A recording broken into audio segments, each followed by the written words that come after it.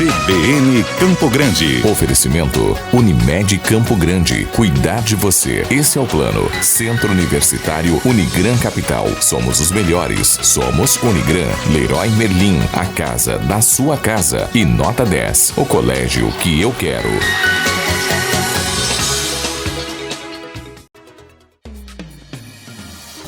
Muito bem, são 9h16. Como nós anunciamos, nós estamos recebendo aqui nos estúdios da CBN o vereador delegado Wellington, do PSDB.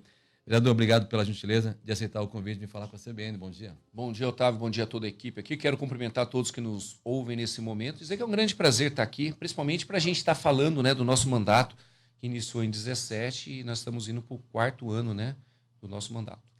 Em nome da diretoria da Rádio CBN, do Grupo RCN de Comunicação, a gente quer agradecer a sua menção às ações desenvolvidas pela Rádio CBN com relação às palestras através do programa CBN em Ação. Muito obrigado. A gente fica contente quando a Casa de Leis, quando o Poder Legislativo Municipal reconhece o esforço de um grupo empresarial de promover conhecimento na capital. Otávio, na verdade foi uma questão de justiça, porque eu tenho acompanhado o trabalho da CBN através dessas palestras que não só traz conhecimento, mas pessoas de renome para a nossa capital, uma capital que anseia por conhecimento, como o Cortella, como o Max Geringer, a ministra, e por final o Paulo Vicente trazendo aí um cenário de futuro, que faz com que a gente reflita sobre essas ações que a gente está fazendo hoje. Então, na verdade, a CBN está marcando um novo espaço aqui na nossa capital, em Mato Grosso do Sul. E 2020 tem mais. E tem nomes importantes vindo para Campo Grande através da CBN. Nem vou perguntar, vou ficar surpreso. É surpresa. Delegado, eu gostaria de começar conversando com o senhor com relação... O senhor é delegado, é um trabalhador que busca constantemente promover segurança pública, auxiliar a população nos mais diversos meios. Existe um plano hoje em Campo Grande, que é o Plano Municipal de Segurança Pública. Como todo plano, ele no meio do caminho precisa ser ajustado para cá, a rota tem que ser virada para lá, e os debates, as discussões com a sociedade, elas têm que ser constantes, até porque os problemas eles surgem a cada dia nas ruas, nos bairros da cidade, e é um plano em evolução.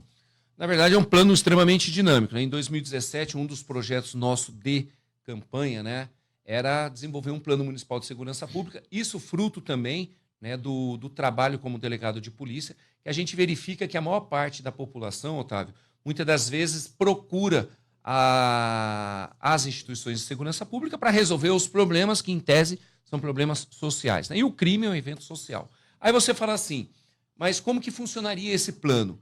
O plano ele funciona assim, uma mesa onde cada pasta tem a sua missão, então a assistência social trabalha com assistência social, educação com a educação, a saúde com a saúde. Só que a gente, ao invés de trabalhar de forma ilhada, como tem acontecido, o plano municipal ele traz todo mundo para a mesa para discutir um único assunto e cada uma dessas pastas elas vão resolver o mesmo assunto dentro da sua pasta. Então, por exemplo, droga é um problema de família?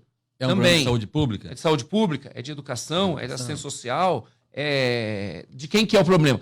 Na verdade, integrado, tem que estar integrado. Então, quer dizer, você tem que trabalhar e o plano municipal ele trabalha justamente esses eixos. Às vezes não se combate isso só com a saúde, Precisa atuar impossível, Você precisa trabalhar, inclusive hoje, no Brasil, a gente tem um problema seríssimo que a gente precisaria mudar a legislação para tornar o uso da droga mais severa. Com a liberação da despenalização do uso das drogas, muitos que não tinham coragem passaram a ter coragem e aí você traz um problema para a segurança pública. Você pega aí como exemplo, delegado, eu vou me utilizar aqui, por exemplo, da lei seca. Você diminuiu os índices de mortalidade, de acidente, de abusos. Hoje, por conta dos aplicativos, aí uma grande massa da população deixa o carro em casa, vou sair para beber, ou seja, porque sabe que vai doer no bolso. Então a pessoa evita de cometer o ilícito. Otávio, você acabou de dar um exemplo do Plano Municipal de Segurança Pública. A Operação Lei Seca ela é extremamente necessária, Por quê? Aqueles que estão na rua, parte do princípio que eles estão habilitados, conscientes, porque você não pode utilizar o carro como sendo uma arma. Quantas pessoas já não morreram, delegado? E o grande problema é que as pessoas precisam mudar essa cultura. Quando você traz, por exemplo, a cultura do vou beber hoje, vou, portanto, de aplicativo e volto de aplicativo, você está tranquilamente né, trabalhando dormir. na questão da segurança pública. Exatamente. Está preservando a sua liberdade, está preservando a vida dos outros, né? E o mais importante, né? Não toma multa, não perde habilitação, Exatamente. né? E Exatamente. preserva a vida, que é o que interessa. Então, o plano municipal, Otávio, só para... Ele trabalha diversos eixos, todos os eixos ligados, obviamente, à prevenção de crime, à valorização de gênero, de questão de idade, de questão da mulher, questão da criança, adolescente, questão do ambiente, o social urbano. Então, por exemplo, você pega a rodoviária antiga. É um problema ainda, né? Se você não trabalhar esse contexto de forma segura, ou seja, e isso a gente falava com o prefeito, falou assim, nós, com essa revitalização do centro, da 14, nós precisamos trabalhar a questão do entorno da rodoviária. Porque virou um elefante branco. E virou uma chaminé de problemas ali. Problema. É. Você tem Problema moradores de rua, você tem usuários de droga, você tem Local violento de Campo Grande. inclusive. violência, Morte morte, acontecendo. inclusive. Você tem ali roubos, furtos, você tem A imóveis sociedade- A abandonados. sociedade evitando aquele lugar. E no Que centro já da foi o cidade. lugar mais frequentado de Campo Grande, porque era rodoviário, o local de chegada e saída. E a questão é essa: você tem no centro da cidade todos os equipamentos públicos à disposição, né, e você não consegue ali colocar uma população. Eu não quero ser alarmista, mas nós não podemos permitir que daqui a pouco ele vire uma Cracolândia de Campo Grande, né? Isso aí está sendo trabalhado, e aí sim cabe ao poder público, né, levar para aquele local, seja um shopping, seja uma faculdade, né, conversar, articular, verificar. Dar vida, né? Dar vida ao local, e isso, né, a gente precisa, agora que a gente está falando em revitalização da 14, não pode ser só a 14, né? A gente tem que trabalhar a loja, nós temos que trabalhar a 13, nós temos que trabalhar a região ali da Barão do Rio rodoviária, Branco como um todo, Barão do Dom Rio Aquino, Branco como né? um todo, porque senão acaba você tendo, né, Uma ilha, um patinho feio, né? Um patinho feio. no meio né, de um movimento grande. porque o que você tem, na verdade, na 14, ela é bonita, mas aí você acaba destoando dos demais segmentos. Ainda falando do plano municipal, há uma lei em Campo Grande, delegado, que proíbe os adolescentes, os jovens, os adultos, a população em geral, de fumar o narguilé ou narguilé em área pública, ou seja, na rua, em praças.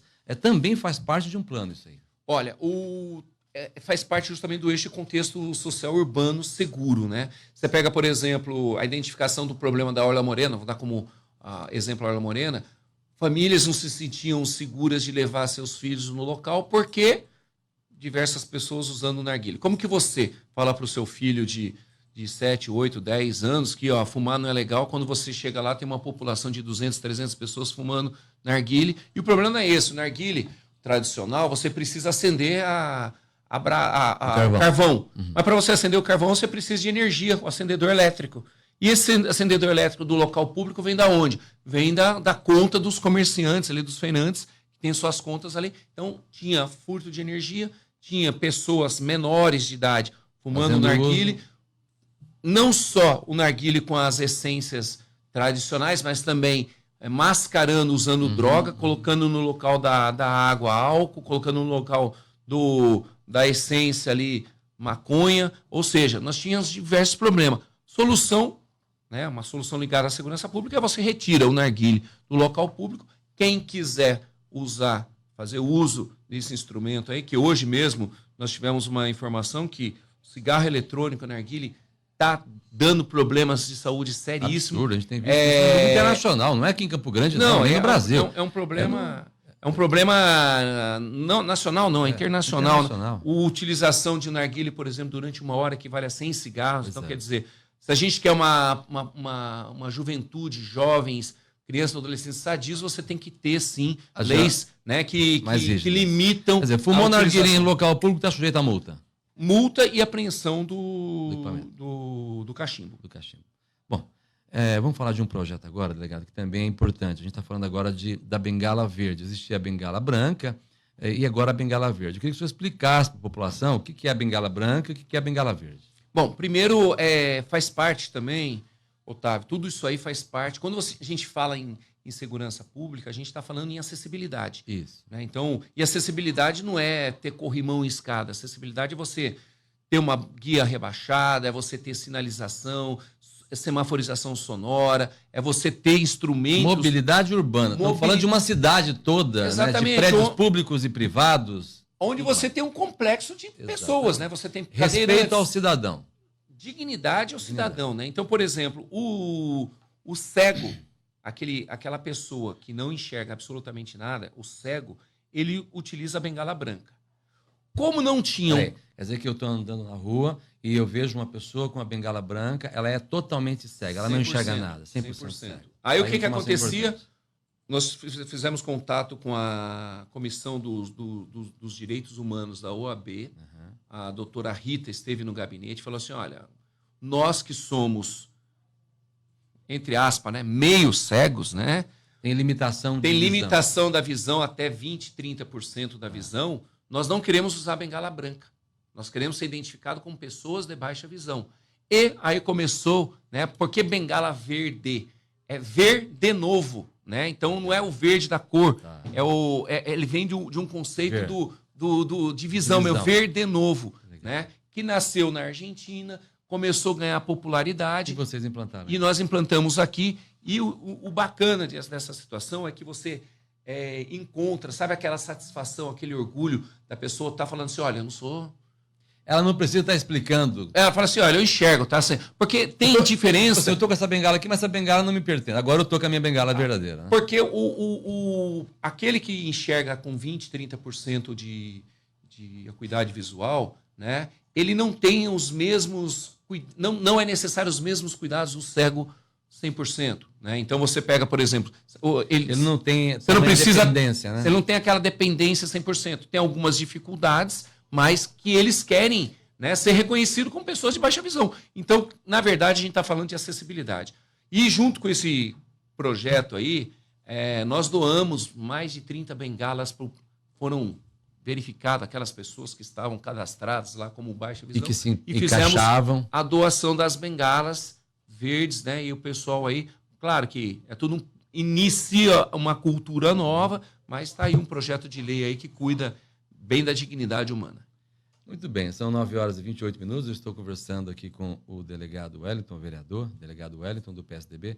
Delegado, a gente acompanha constantemente o poder legislativo, está lá para legislar, está lá para fiscalizar as ações do poder executivo.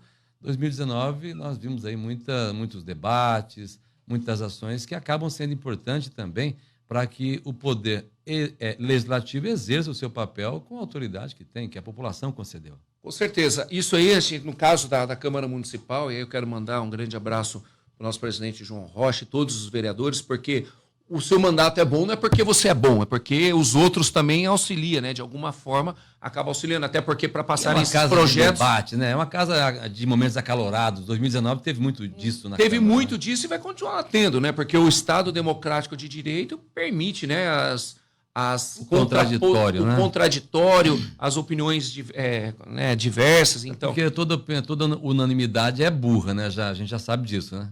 Unanimidade demais não faz sentido, ainda mais no parlamento, né? Mas nós tivemos um cuidado, Otávio, ali na Câmara Municipal, de fazer o seguinte: vinha uma legislatura difícil, né? Então o prefeito vinha de uma legislatura anterior difícil, a Câmara idem, e aí tem uma grande harmonia, né, entre legislativo e executivo. Quase todos os projetos que são bons para a população, a gente trabalha, emenda, conversa e flui. Porque tem muita coisa que as legislaturas anteriores limitou, por exemplo, ao gasto do prefeito. Então nós temos que ter o cuidado com a verba pública, que é uma... né, tem que saber onde está sendo gasto, e aí o portal de transparência da prefeitura, a gente cobra muito que esteja o mais atualizado possível. Até porque agora vocês vão votar essa semana, agora a LOA, né? Sim.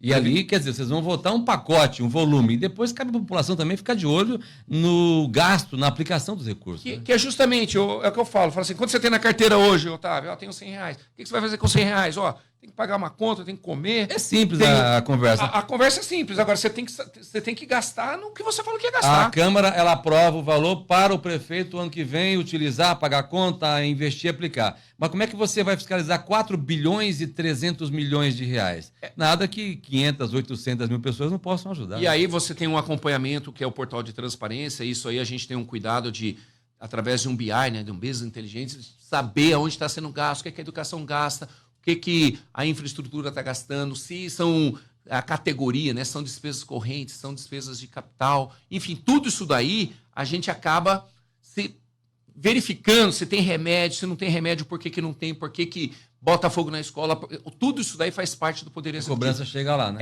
Essa fiscalização, então, basicamente, né, o Poder Legislativo ele tem que trabalhar esses 3 segmentos, né? São projetos de lei, no meu caso, eu tenho esse compromisso de solução, projetos de lei de solução para a população, porque fazer lei, a gente tem muita lei, então não precisa fazer lei. Tem que fazer lei que dê algum tipo de solução. Fiscalizar o Executivo, e aí fiscalizar o Executivo é você estar, né, visitando UPAs, verificar se as obras que estão sendo propostas realmente estão sendo feitas, dar incerta lá para saber se tem médico ou não tem médico, verificar a qualidade da educação, discutir a questão da educação com contraturno, com esporte, com lazer, os parques estão funcionando, não estão funcionando. Então, toda essa questão, né, de fiscalização é extremamente importante. Nós vamos agora para o repórter da CBN e, na sequência, eu volto a conversar com o vereador delegado Wellington aqui. Tendo um papo aqui com o vereador delegado Wellington, do PSDB. Quando eu falo em PSDB, a gente tem que falar de política. Vereador, o PSDB, ele vive uma situação, o senhor é integrante do partido, o senhor também defende as ações governamentais, mas também é crítico daquilo que não está correto. O senhor tem um gabinete itinerante e o senhor deve escutar diariamente aí reivindicações, reclamações, deve escutar elogios também, porque a gente não pode também generalizar as reclamações, todo mundo reclama, mas é preciso também, em determinado momento, ter o equilíbrio de reconhecer ações políticas que dão certo e que beneficiam a população. Eu vou fazer aquela pergunta que todo mundo quer saber. PSDB, na sua avaliação, vai disputar a Prefeitura de Campo Grande ano que vem, ou isso é preciso esperar que a diretoria, o próprio governador e o presidente municipal, que é o seu colega João César.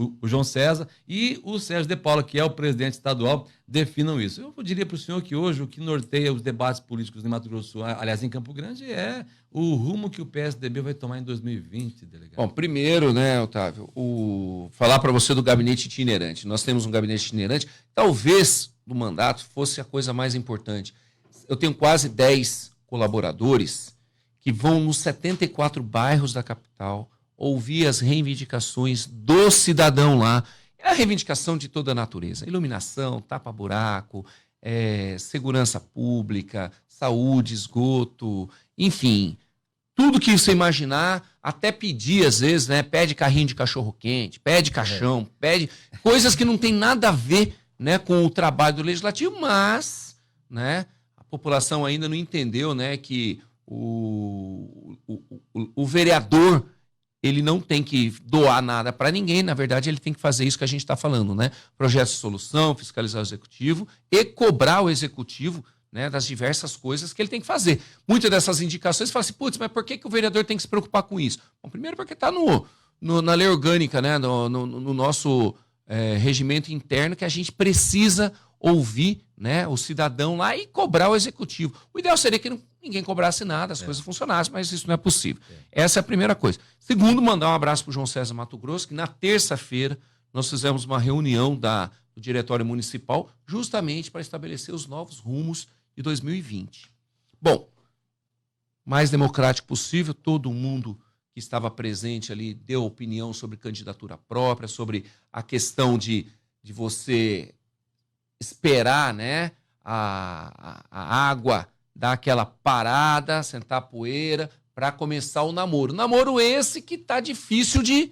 Né, a gente já está quase perto do casamento e não começou o namoro. Né? Então, quer dizer, não começou o namoro. Nem namoro ainda. Nem namoro. Então, quer dizer, o que ficou estabelecido? Eu, particularmente, o PSDB tem condições, sim, de lançar o seu prefeito na Só para capital. esclarecer, esse namoro a qual o vereador se refere é o namoro entre PSDB e PSD do atual prefeito Marquinhos Trade. Exatamente. Nós temos, né, eu como líder do PSDB na Câmara Municipal, nós temos apoiado as ações do prefeito Marquinhos Trade. Na nossa avaliação, seria extremamente importante que fosse feita uma composição. No entanto, né, politicamente falando, é necessário, né, que o PSDB tenha coragem, sim, de sentar na mesa com o atual prefeito e falar assim, tá, quais são os rumos que nós vamos dar para Campo Grande ser melhor. Isso aí, claro, uma articulação que deve ser feita com o governador também, que por diversas vezes já manifestou publicamente o apoio ao atual prefeito Marquinhos Trade, mas que, né, em sede de diretório municipal, nós estabelecemos ali que ficou assim estabelecido que tem que ser necessariamente ter uma conversa mais longa, né? Como a gente está falando de namoro aí, tem que pegar na mão, né? Não pode sair afoito, tem que conversar, e já casar, né? Tem que conhecer os pais. Não pode ir né? do conhecido, já vai direto para a igreja. Justamente. Então, é um processo. Eu acho que estamos iniciando, acho que a grande tomada de decisão foi justamente isso. Nós já sabemos o rumo a ser tomado. Então, o rumo a ser tomado é composição, é ter uma candidatura própria, é conversar para chegar num ponto em comum. O mais importante é que vai acontecer, e a gente, bem dizer, esse ano talvez não aconteça mais, mas até o final de fevereiro aí a gente tem uma posição.